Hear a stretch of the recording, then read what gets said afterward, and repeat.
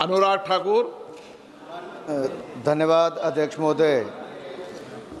आपने सभी ने देखा होगा अध्यक्ष जी कि पिछले कुछ वर्षों में 2-3 वर्षों में हिमाचल में बहुत बाढ़ भी आई सतलुज और ब्यास नदी में, जिसके कारण जो तटीयकरण पहले हुआ था उसको भी नुकसान हुआ।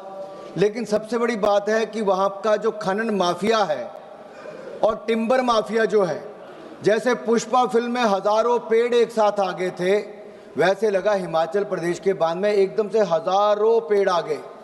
तो जो वहाँ पर इलीगल माइनिंग हो रही है, टिम्बर माफिया के कारण भी नुकसान हो रहा है, लेकिन आपदा के कारण भी, जो राष्ट्रीय जिसको एक तरह से आपदा घोषित करने की बात करें, उसके बाद सर जो तटीयकरण की एक बहुत बड़ी समस्या खड़ी हो गई, क्योंकि हजारों एकड़ भूमि के लिए एक मुश्किल पैदा हो गई है। मेरा माननीय मंत्री जी से सवाल ये है कि अब तक आपने कितना पैसा हिमाचल प्रदेश को तटीयकरण के लिए दिया है और आगे के लिए आपका कुल बजट तटीयकरण के लिए देश भर के लिए क्या है।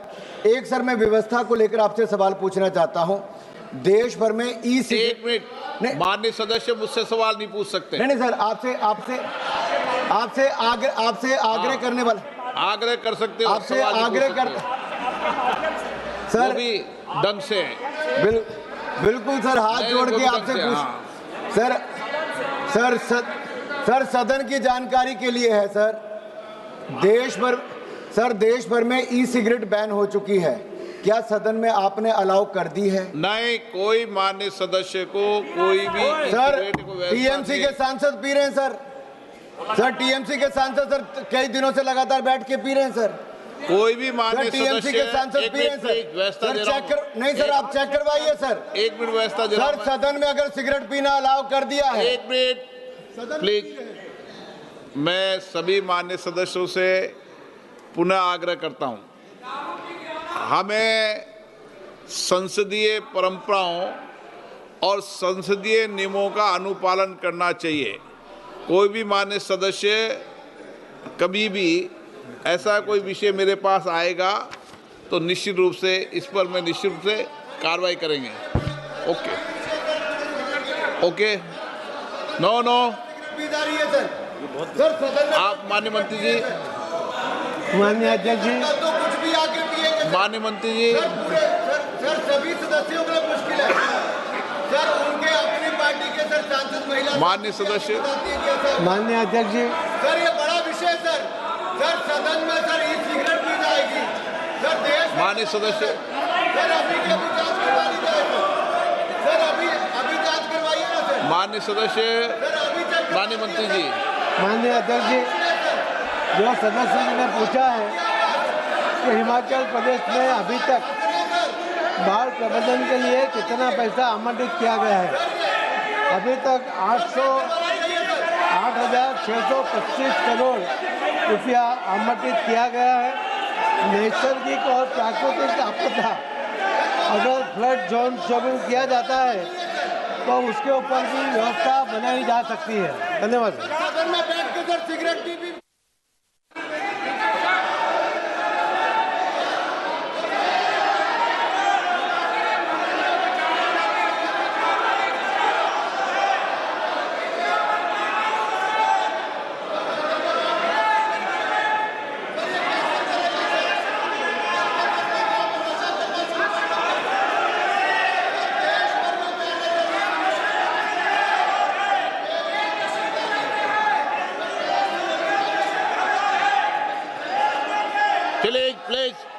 प्लीज मैं व्यवस्था दे रहा हूँ, प्लीज बैठिए, प्लीज नो नहीं पाली माननीय सर, प्लीज माननीय सदस्यगण, अगर आपको किसी भी विषय पर कोई भी आपत्ति आप लिख के दे दें, ऐसी कोई भी कार्रवाई होगी तो मैं निश्चित रूप से इस पर एक्शन टेकन करूंगा। ओके, माननीय मंत्री महोदय जवाब दीजिए।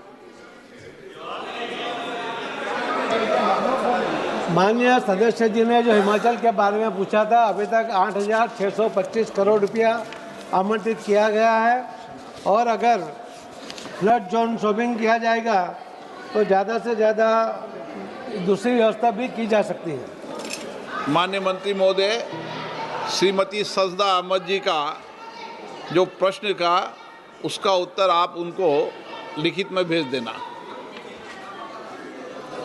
क्वेश्चन नंबर 163 श्री शशिकांत सेंथिल, आपके लिए भी रोक लगाई है। Question number 163, sir. Question number 163, sir. Statement is laid on the table of the House, sir. Sir, this question pertains to a very important subject for Tamil Nadu. There has been some blocks being put under bid for exploration of oil and natural gas.